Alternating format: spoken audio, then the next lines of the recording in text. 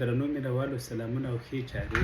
دولتي رسنۍ یا اژانسونه د حکومت د ویاندانو یا د دوی د پروپاګنډا په ډول کار کوي. کله کله که یوه پیښه کیږي، رسنۍ غواړي چې د چارواکي سره خبره وکړي.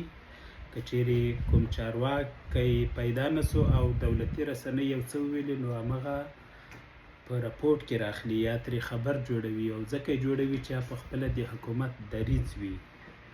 خو په جنجالي مسایلو کې بیا په دولتي رسنیو باور کول پکار نه دي، ځکه بیا ته د همغه حکومت لپاره تبلیغ کوي یا د لانجې یو لوری پاتې کیږي او د همدې رسنۍ یا دولت په تبلیغاتي دستګاه بدلیږي. یو لنډ مثال ته که راسو، دغه پاکستان چې بمبار کوو، بیا اوازه سوه وایي چې په ننګرهار کې الوتکه غورځېدلې. نو دا ننګرهار کې چې د باختر اژانس یو ګروپ دی، په دې کې خبر راغی. بیا رسنیو اول همغه واخیست، ورپسې هملته قول اردو ویاند یو څه شي و، د هغه کلیپ راغی، هغه یې خپور کړ. ټیک د دوی خو یو ډول ځان خلاص کو چې یا په دولتي اژانس وایي، یا د طالبانو واکې باختر اژانس وایي، یا د طالبانو د پلاني قول اردو ویاند وایي چې الوتکه غورځېدلې. په دې ډول یې ځان خلاص که، خو دا خلاصون نه سو، دوی یو ډول په جګړه کې طرفداري وکړه او د درواغو خبرې خپور کړه.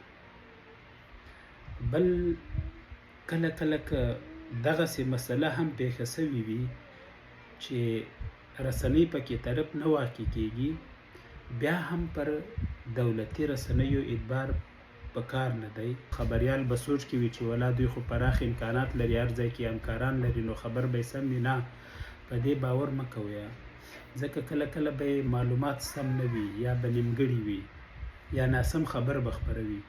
مثلا دغه یو کال 2 کاله مخکې دا د کونړ او د ننګرهار پر پوله د کاشکور کې چې د ښېوې اړوند سیمه ده، دلته په کښتۍ کې سوزکی و، سوزکي کې خلک سپاره وو.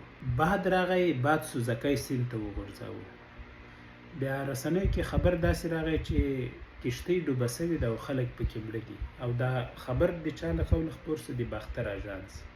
خو اصل کې پیښه داسې نه وه چې کښتۍ ډوبه وي، نه، کښتۍ ډوبه نه وه، بلکې کښتۍ کې سوزکی و، باد راغی، همداسې واړو او وغورځېده. یعنې دا نیمګړي معلومات وو. کله کله داسې هم کېږي چې دولتي رسنۍ وي، همدغسې خبرې وي، په یوه ژبه کې یو ډول وي، په بله کې بل ډول. ریډیو پاکستان دولتي اژانس دی، د دوی هغه پخوانی ولسمشر و ډاکټر عارف علوي، هغه پاکستان کې له ښوونځي بې برخې ماشومانو باندې خبره کړې وه. په انګلیش کې 26 میلیونو راغلي وو چې دومره ماشومان د ښوونځي د تلو وړ دي، خو ښوونځی نسته او په کور پاتې دي. خو بیا اردو څانګه کې 6 لکه لیکلي وو که څه وو. دا لینک ما کوشش ډېر وکړ چې پیدا یې کړم، خو پیدا مې نه کړ. یعنې میلیونونه او لکونه، څومره لوی توپیر سه. نو کله کله بیا دغسې هم کیږي چې یوه رسنۍ وي، خو تېروتنه وسي، شمېر یو سم راوانخیستل سي. نو که چا له اردو خبر کړی وي او باور یې په دې وي چې دولتي رسنۍ ده، نو خبرې ناسم خپور کوي. یا همدغه باختر اژانس دی، زما اوس هغه پیښه یاده نه ده، ځکه ما یو وخت لینکونه راسره ساتلي وو، کمپیوټر خراب سه، هر څه له منځه لاړ. هغه کې مدري کې خبر منځپانګه یو ډول و او پښتو کې بل ډول و، یعنې خپل منځ کې لوی توپیر سره لاره. او راتلونکي کې بیا په دې خبره کوو چې څنګه خلک کوشش کوي چې خبریالانو ته دوکه ورکړي او یو د درواغو خبر ورباندې خپور کړي.